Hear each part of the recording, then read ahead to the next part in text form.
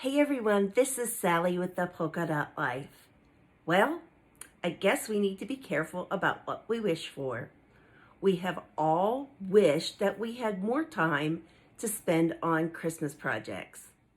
Well, I guess that time's here.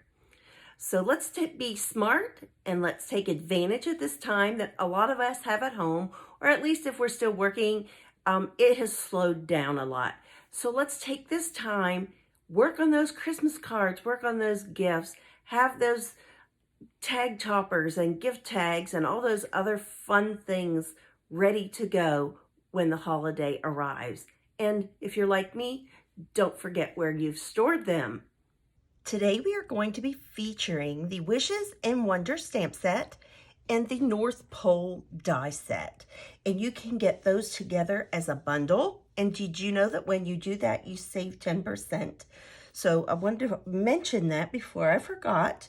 This is a sweet little pocket card that we're going to be making today, and it may look a little bit intimidating, but it is not.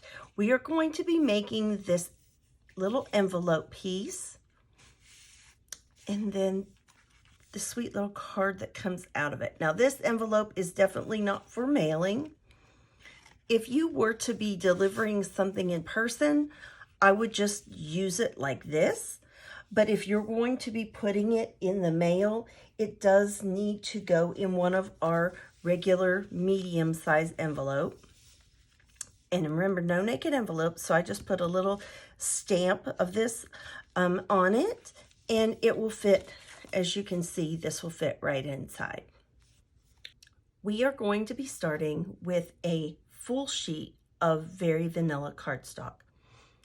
That is because when you're using a stamp that is this large, it is hard to work with a piece of paper that would need to be about that same size and not have it hit your magnets. So we definitely need the magnets in place because, like I say, we want a nice, crisp, black image. And we're going to have to use our hinge several times to get that to happen. We're going to take our Memento Tuxedo black ink, and to get started, like I said, this is a different kind of a surface. I am just going to slide that ink on there to lay down a layer, but I'm definitely not going to stamp it that way because you'd get all kind of weird lines. I am going to pat around here, and then we are going to actually get this cord out of the way. We're just going to work our way around and just put some pressure on this.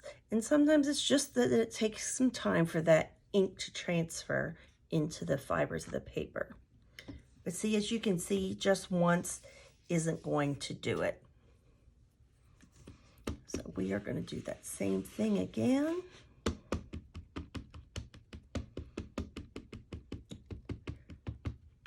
And we're just going to take however many passes at this as we need to.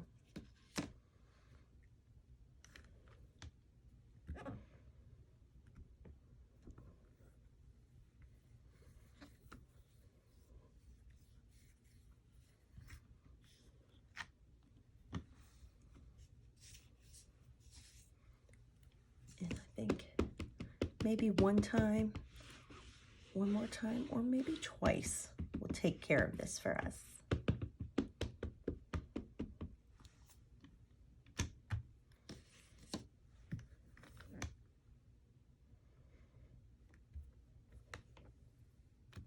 Usually this side is a little lighter just because of the way the hinge is, but not always. It would depend a little bit too on your stamp. And you know, even in here, I just feel like it's not. And sometimes you just even have to do portion of it. I would kind of, especially when this is such a straight design, I would kind of ink along those lines.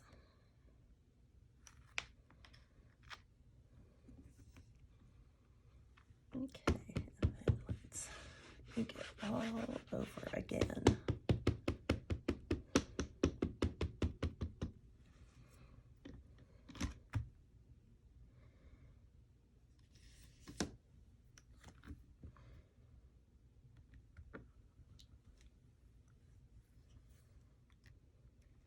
And I wanted to start with this so that this had plenty of time to dry. You know, I'm super picky. Like I said, when it comes to a black and white image, I want it to be nice and crisp. We're not going to be using on this particular card, we're not going to be using that as a solid background, but we're going to be cutting it apart. There we go.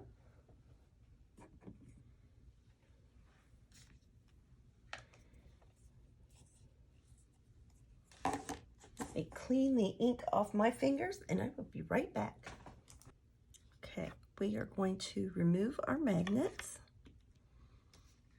And I'm just going to take this piece of paper here to the side and let it dry.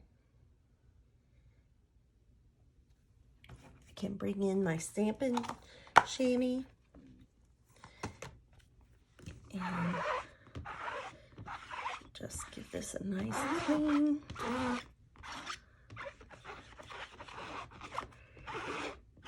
And then it can be all taken care of and not leave me a big mess behind. And this looks terrible, but it actually absorbs this ink super well, and it just saves you from having to go back and forth to the sink all of the time.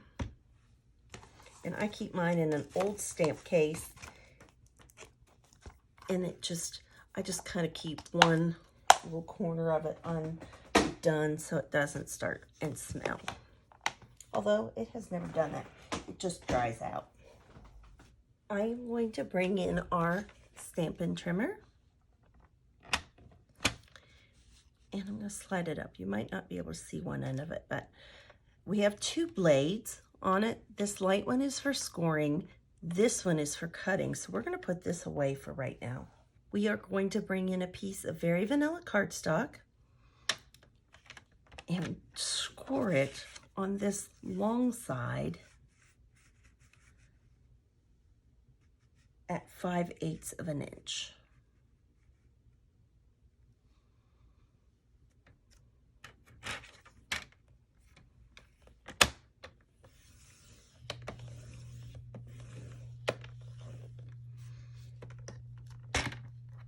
And when I'm doing a 3D project, I like to get those score lines nice and deep in there.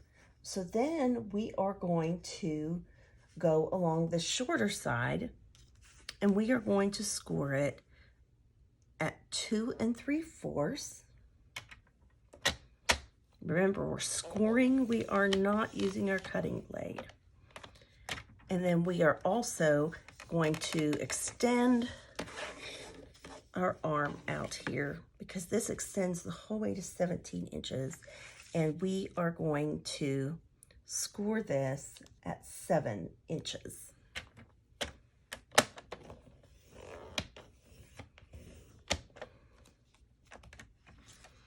So it's probably a little hard to see on camera, but we have one line here, and one the whole way across at the bottom.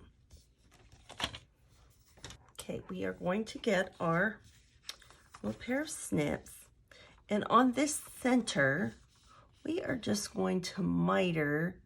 Here's that line, and we're just going to trim off that corner up until that 5/8 inch score line. It doesn't need to be exact. You want it to look nice, but it doesn't need to be exact.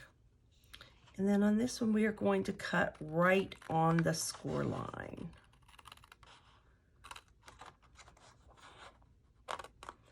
Until we meet up with that. And we're just going to take that off there.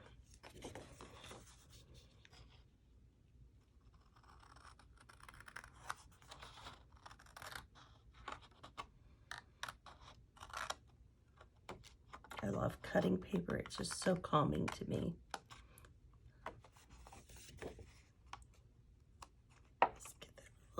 nice clean cut there. I'm going to bring in a piece of copy paper here because we're going to be stamping off, and I just don't have any grid paper right here. But we have our Mossy Meadow ink, and this, I don't know if it's a bayberry stamp or what exactly that it is, what kind of greenery, but we are going to just stamp our own images on here.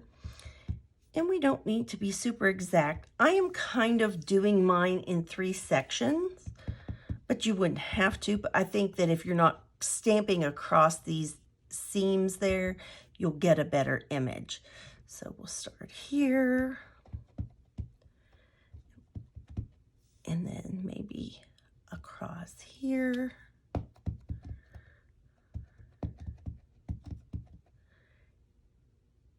And this way, and we'll just let that transfer a little bit. And then let's do just a little bit off the side there. And then let's just turn our paper around here. And we'll just do the same thing with this.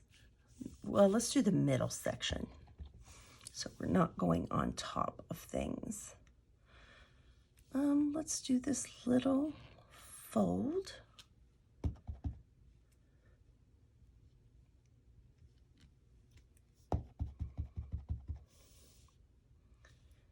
And then let's just start here. I guess I want to give that ink just a minute. I don't know, this ink pad maybe seems to be a little bit dry too. When your ink pads get dry, then you just, when you buy ink pad, always buy the re-inker, and you can just freshen it up then, and it will start working super good for you again.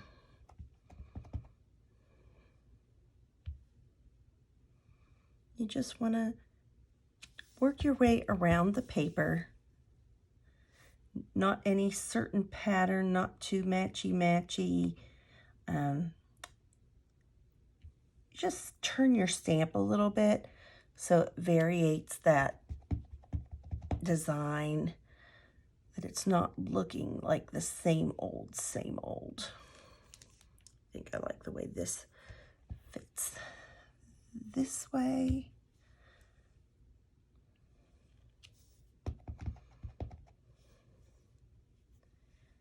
And you can see that one, I didn't leave it sit there as long, and it didn't stamp as nice as the other images. It's still good, but this is why I say just don't take your time. It doesn't need to sit there forever, but just a little bit, and it will make for some very nice images. And like I say, I think I probably need to re-ink this pad. Okay, we're going to leave that as is. We need to mail this in an outside envelope. And so I'm just going to take this across the corner of this envelope right here, so that that will be ready for mailing.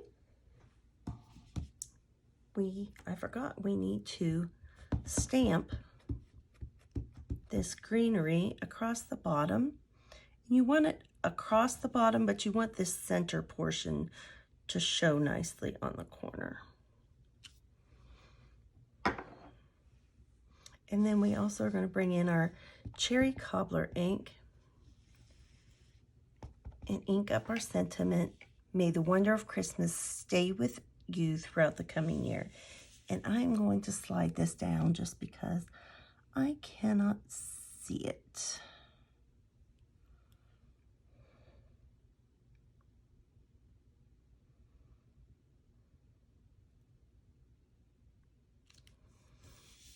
Pretty. Put our green ink away.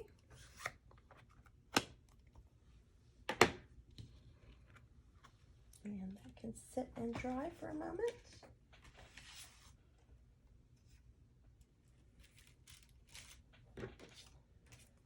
And then we have another piece here. Just stamp our sentiment for the outside. And this is Made in the North Pole, Reindeer Air Freight.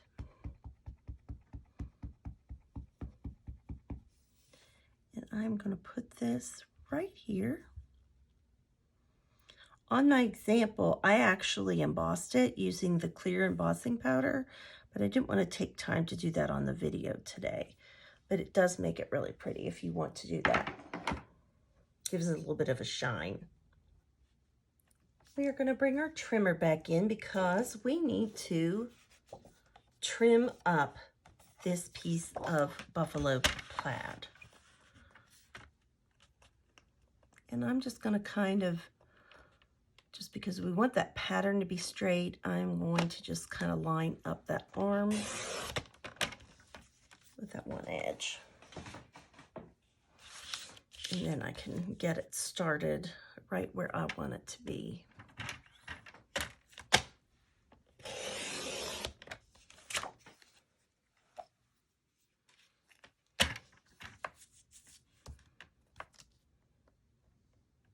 Actually, get that a little bit closer. Remember, you can always cut more. Can't add it back on. And I love that our trimmer can cut things so precisely.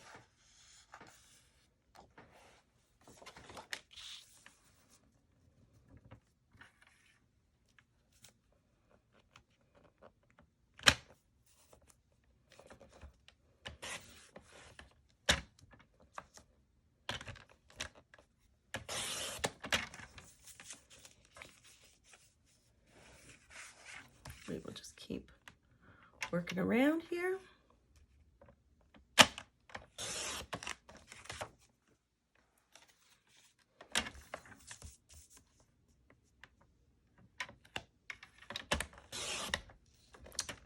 Our trimmer makes quick work of trimming this down. I'm going to come back to this first edge and cut a little bit more off there just so we don't have any unstamped portions. Let's bring in the envelope portion. This is really simple. We are just going to take these score lines and fold. We're going to use our bone folder to give a nice crease. If you don't do this, it's just never going to lay nicely for you, and it's just not going to look right. You want to make sure that you fold this larger half in first, and that way you'll know that this seam is pretty much in the center. That way you'll know you have it going the right way. And then you just want to take this little flap and crease it over there. I'm going to just check this place where we trimmed it earlier. I have a little fuzzy or a little something not laying just nicely, so I'm going to take care of that. All right, here we go. So when you do 3D projects, you want to make sure that your seams stay down. If it's something that people are going to be taking in and out or whatnot, you just want to make sure that it's going to take that abuse. Liquid glue would probably be okay, but you definitely wouldn't want to use like our tape runner kind of things on this. Just don't think it would hold as well. I'm not going to peel that second backing off yet. So see how we can do 2 rows, but we don't want to guess at that actually. So we are going to just take this and we are going to turn this and put it on this right up against the end almost of this portion.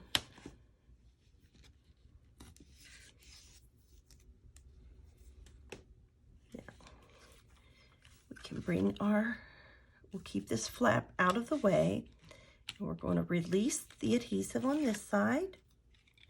We are going to release the adhesive on this side. And then we can just, ooh, that's very sticky, which is just what we want. And we're going to give that a nice press. And I'm even going to bring my bone folder in and give that another little rub across there. Then, kind of just, it's tear and tape, but sometimes it works just to cut it too. We are going to put this pretty close to this edge. You want to make sure that that's not going to catch on anything. With that flat popping up. We're going to do the same process here. We're just going to fold this down and rub it. And see, that wasn't hard at all. The only thing that's left to do is we're going to bring in a small, any punch, but I like to use the corner or the circle punches. And since we know this is pretty much in the center, you kind of still have to guess it a little bit.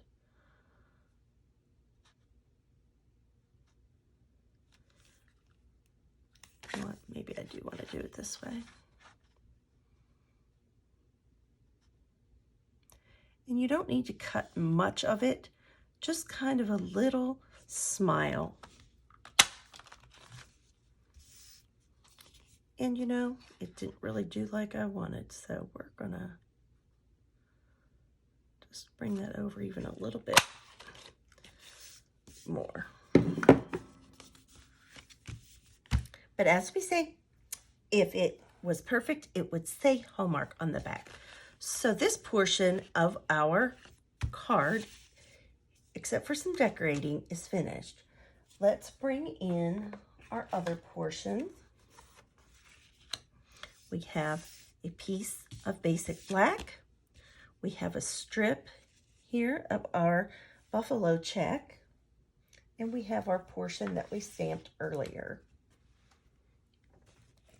Now it's okay to use your liquid glue if you want.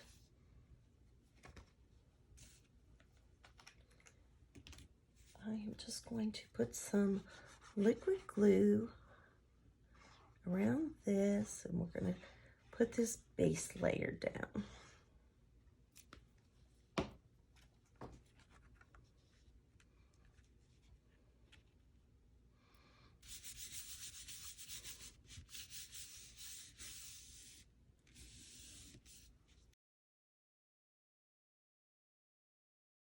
We can add this to our card.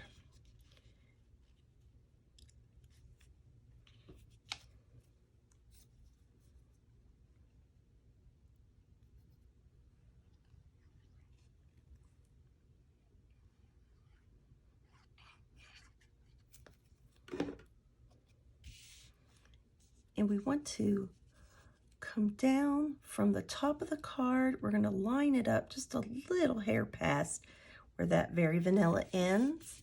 And we're going to give that a little rub. And then we're just going to come from the back. And I find that it is helpful to use a little larger pair of scissors with this. And when you can see, then you can just trim that off. I did our die cutting to save us some time on the video, so I did that off camera. We want to layer up our sentiment. We are going to take this buffalo check piece, and I want you to notice that when you're cutting with these really bold patterns, it's like sewing. You want to just be mindful of the pattern when you're cutting it.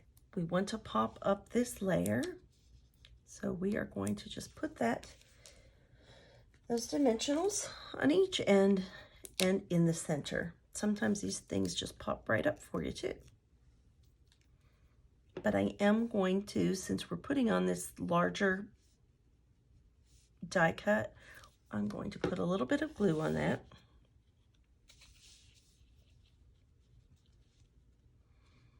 And we're just going to get this centered a little better.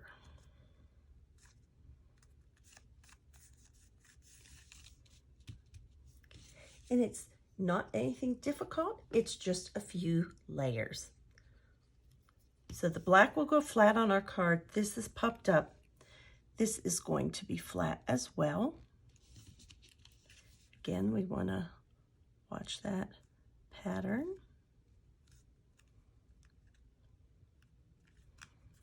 You know, I don't feel like I've got enough glue on there. This foiled paper is a little bit textured. You don't want to be gloopy with your glue, but I think it does take a little bit more to really secure that down well. So we're going to be careful not to bump that because it might take that just a minute to dry. And then I die cut our image out as well. And we are going to pop that up too.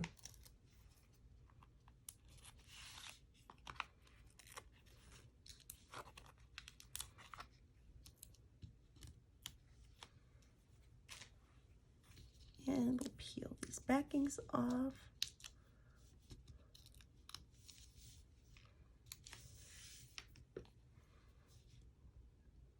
Just a little smidgen of glue. Especially against that shiny, I think that glue really helps to adhere it well. And we want that North Pole to go nice and straight across our piece here. And our made in the, and our reindeer air freight might be easier since the other one is scripty. I would line up this font. I guess the North Pole is a little bit at a slant. I see I need to kind of move this. There we go.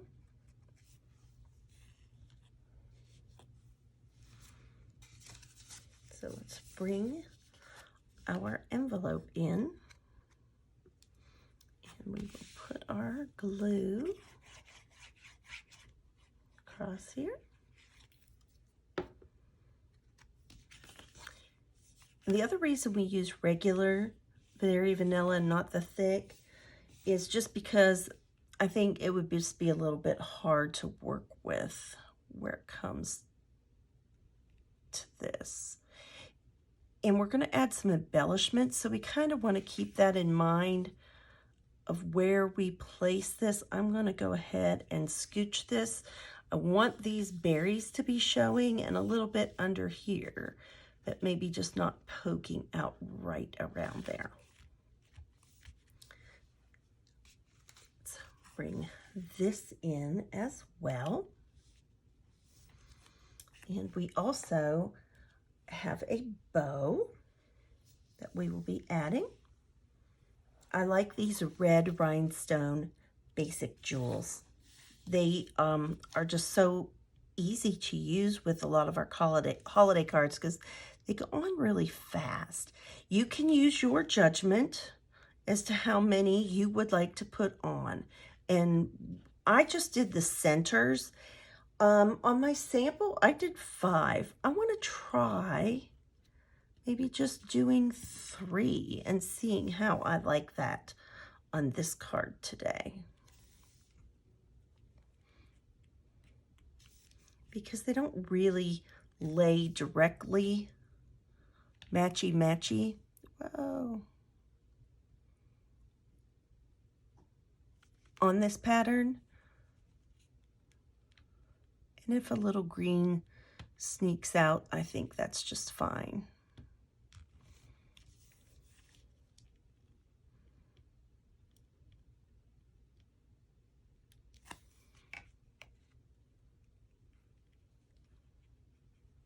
Let's see what we think. I think that's okay.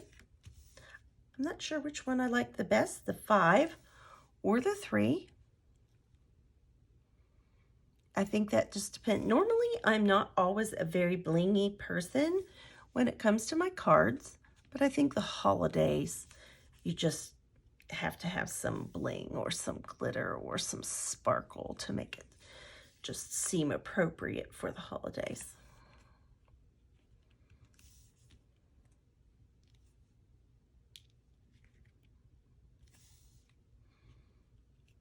And I don't do these on the back, I just do them on the front, because you don't really want too many for them to go through the postal machines and so on. If you were going to hand deliver this to somebody, you could certainly do that.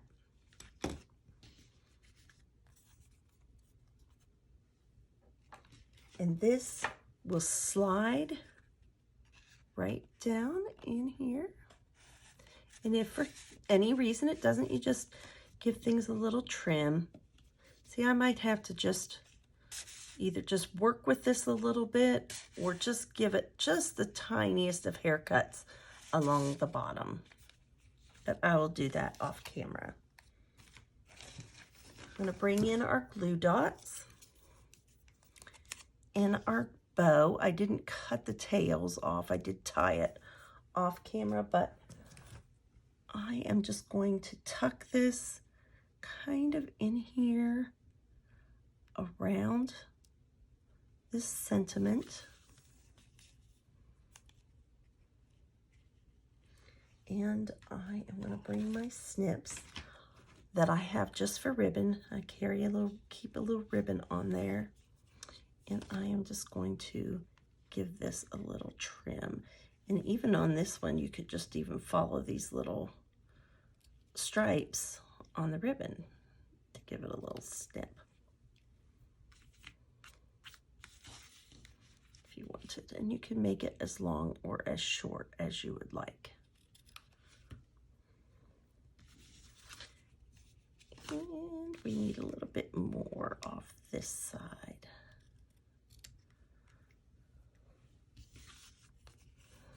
So I hope that you enjoyed this card today. I just thought it was a little bit different of a design. I want to bring in, I have several others to show you. This set also has a tag die in it as well. And so it makes for some great things that you could make for gifts.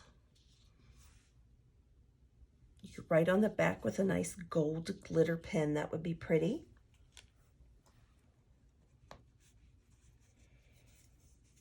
This one probably has the most layers.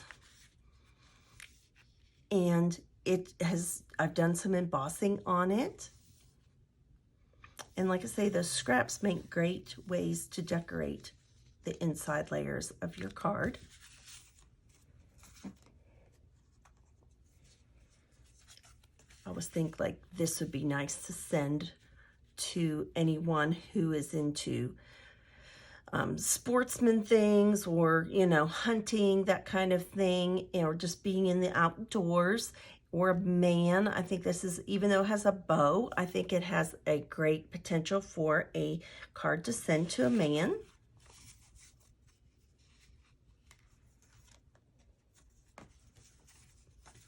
This one is my favorite.